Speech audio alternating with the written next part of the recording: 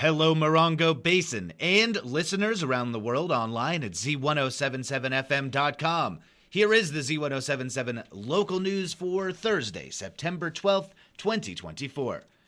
Containment of the line fire is increasing and growth is slowed, but smoke still hangs in the air in the Morongo Basin. As of last night, the line fire is now 18% contained and has spread to 36,481 acres, a growth of less than 2,000 acres in 24 hours. Smoke from the fire continues to make its way across the high desert, and though our community is currently under no threat from the fire, poor air quality conditions have led to advisories for people with sensitivities and children to stay indoors. For the second day in a row, Morongo Unified School District has canceled classes for today on account of air quality conditions. The MUSD announced this last night, just after 9 p.m. Coach Jeremy Johnson of the Yucca Valley High School Trojans football teams announced the cancellation of this week's games, saying, due to the safety concerns of our players and the fact that we have not been able to practice, the football game with Granite Hills has been canceled. Local organizations are already organizing relief for our mountain neighbors who are impacted by the line fire. The High Desert Emergency Action Alliance in Yucca Valley is accepting donations for San Bernardino County residents who are impacted by evacuation orders and warnings from proximity to the line fire. They will be collecting items in Yucca Valley and bringing them to a centralized distribution center in San Bernardino. They are specifically putting out a call for the following items: pillows, baby items, feminine hygiene items, pet food, bottled water, non-perishable food and snack items, and a lot more. You can see the full list at our website, Z107.7 FM.com, and you can drop off donations at the High Desert Emergency Action Alliance at 57353 29 Palms Highway, Suite B in Yucca Valley. Some 175 Yucca Valley properties continue to discharge wastewater on site in violation of the Regional Water Quality Control Board's septic discharge prohibition. At a hearing in Palm Desert on Tuesday, that board escalated enforcement efforts by issuing cease and desist orders to 3 of the non-compliant property owners. Here's reporter Mike Lipsitz with more on what this means for those property owners. The 3 properties in question, all in Phase 1 of the Yucca Valley Sewer Project, are more than 4 years past their final deadline to decommission their on-site septic and connect to the new wastewater treatment system. Multiple requests, warnings, and low-interest loan and grant incentives by the High Desert Water District have been ignored by the property owners. The cease and desist orders serve as preemptive warnings to the violators, who now have approximately 60 days to complete the sewer line connections or risk hefty fines and the matter being turned over to the State Attorney General. Unfortunately for the violators, the low-interest financing has mostly dried up and the connection costs have increased roughly 25% during the 4 years of delays. At the next meeting of the Regional Water Quality Control Board, October 15, cease and desist order hearings are scheduled for 4 additional Yucca Valley property owners who continue to threaten the town's drinking water supply. Reporting for Z107.7 News, this is Mike Lipsitz. The Yucca Valley Planning Commission met in regular session on Tuesday evening. Here is reporter Adeline J. Wells with more from the brief meeting. The Yucca Valley Planning Commission meeting began with the monthly review of new permits for single-family residential homes, accessory dwelling units, and multifamily properties. Since July 1st, the town has issued 3 permits for single-family properties and has not issued any permits for ADUs. Deputy Town Manager Shane Stuckel then provided the commission with the land development update. Starbucks West has communicated its plans to pull building permits within the next 30 to 60 days. The CEQA document for the Community Center Master Plan will be circulated next week and is expected to come before the Planning Commission in October. This project includes the construction of pickleball courts, restrooms, an expanded parking lot, and the resurfacing of the basketball courts. The town received an application for a small recycling center to be built at the Stater Brothers East property, and development of the Sun Mesa mini storage facility at the intersection of Buena Vista Drive and Highway 247 is also moving forward. Lastly, the Commission held a public hearing concerning proposed regulations on street and sidewalk vending. At their meeting held on August 27th, the Commission raised questions regarding the total percentage of building frontage that should be subject to displays. Town staff requested more time to conduct additional research on the matter. The item will be continued to the Planning Commission meeting scheduled for November 12th. Reporting for Z107.7, this is Adeline J. Wells.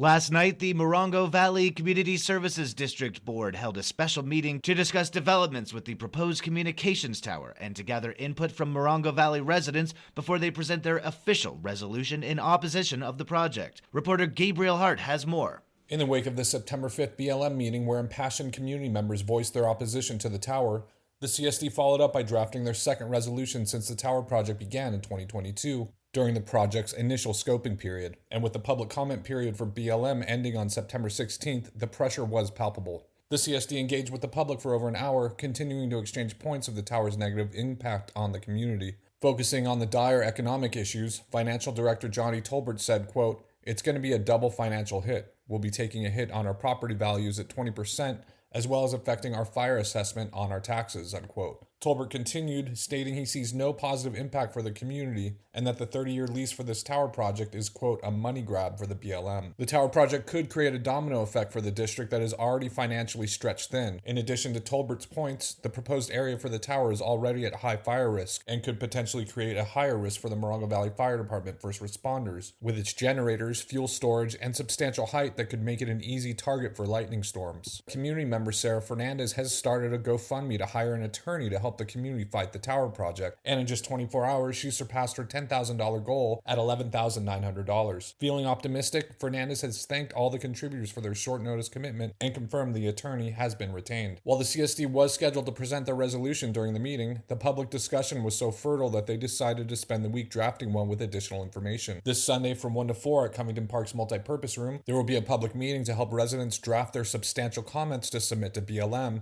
And afterwards at 4 p.m., the CSD will be holding another special meeting to approve their updated resolution to submit. Reporting for Z107.7, this is Gabriel Hart.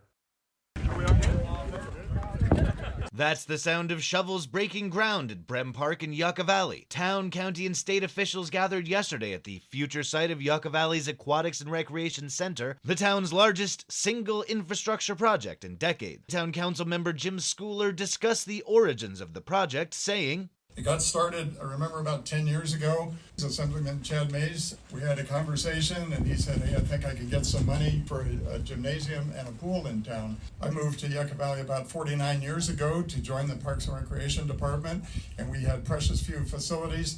And along the way, not too far into that, Chad Mays was a lifeguard and pool manager at the pool that we borrow from the high school every year for about 8 or 9 weeks of aquatic programming. It's going to be great to have year-round programming. County 3rd District Representative and Chair of the Board of Supervisors Dawn Rouse spoke at the groundbreaking, discussing her recognition of the need for the facility and her work securing significant county funding for the project. When we moved here in 2003, I couldn't believe that we didn't have any type of YMCA. When I sat on the town council, I remember thinking, facilities like this serve the entire basin, but it's our taxpayers' dollars that are funding it within the town of Yucca Valley.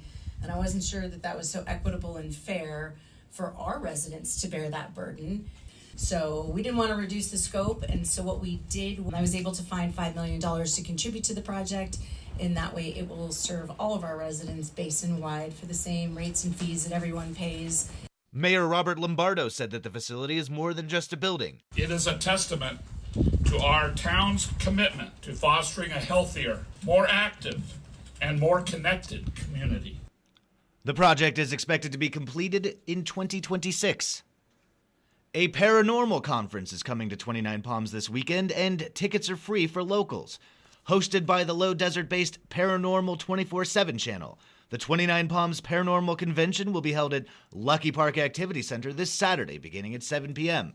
Keynote speakers include UFO researcher Jeff Woolwine, New Age seer Sunny Sundowner, and pyramid researcher Charles D. Poston.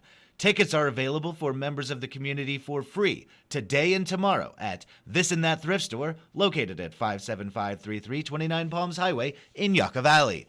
And finally, if you are looking to shake your tail this weekend and wouldn't mind throwing some dough toward a good cause, clear your Saturday night, because online news editor Robert Hayden has the needle drop on a DJ night in downtown Joshua Tree that's going to be good for your soul. The Desert Soul Club is coming up the hill to add a little mod, soul, and funk into downtown Joshua Tree this Saturday night.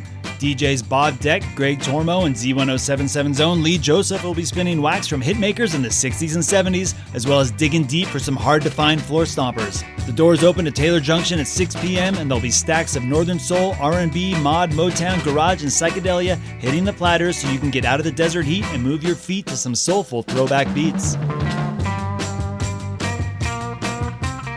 You'll feel extra good cutting it up on the dance floor as the entire night is in support of the Joshua Tree No-Kill Shelter. There's a $20 suggested donation, but bring whatever you can afford as it's all going to a good cause. That's the Desert Soul Club spinning hard-to-find holy grails for you to stomp, shout, and work it all out on the dance floor this Saturday at Taylor Junction. The doors open at 6.